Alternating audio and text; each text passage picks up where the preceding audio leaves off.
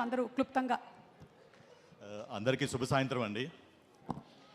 మా తల్లిదండ్రులు నాకు పెట్టిన పేరు రాజశేఖర్ అయితే, కళామ తల్లి నన్ను ఆశీర్వదిస్తూ పెట్టిన పేరు శుభోదయం సుబ్బారావు.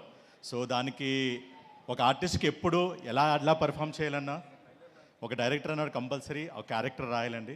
సో నాకు ఆ క్యారెక్టర్ నాకు ఇంకొక పేరు ఇచ్చిన అంటే నేను ప్రతి ఫంక్షన్లో ఆయన పేరు నేను తలుచుకుంటాను, డోంట్ మైండ్. కొరటాల శివ్ గారికి నేను జీవితాంతం రుణపడి ఉంటానండి.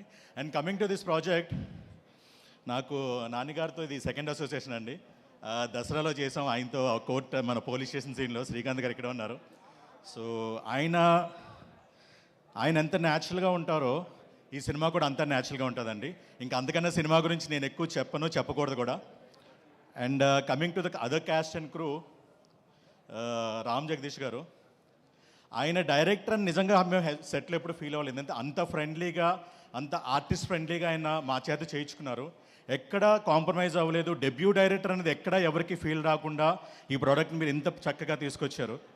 అండ్ నాగి సార్, నేను జాతిరత్నాలు చేశాను, if you remember me or not. So నా క్యారెక్టర్ పరంగా చూసుకుంటే డెఫినెట్లీ గణపతి క్యారెక్టర్ అండి. ప్రతి ఇంట్లోనూ ఈ క్యారెక్టర్ అయినా కాదు, ప్రతి క్యారెక్టర్ కనెక్ట్ అవుతారండి. ఎందుకంటే ఇట్స్ వెరీ అంటే మన నైబర్హుడ్ స్టోరీ అంటే చూస్తారు, పక్కింట్లో జరుగుతుంది, లేదంటే ఒక మన కాలనీలో ఏదో చిన్న ఇష్యూ జరుగుతుంది. ఒక ఫ్యామిలీలో స్కూల్ దగ్గర నుంచి కాలేజ్ కంప్లీట్ చేసి ఇప్పుడే ఉద్యోగంలో జాయిన్ అయిన ఎవరైతే పిల్లలు ఉంటారో ప్రతి ఒక్కరూ పిల్లలతో పాటు చూడదగ్గ సినిమా అండ్ చూడాల్సిన సినిమా అండి.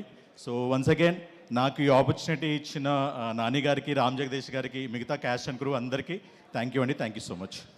Thank you. సురభి ప్రభాత్.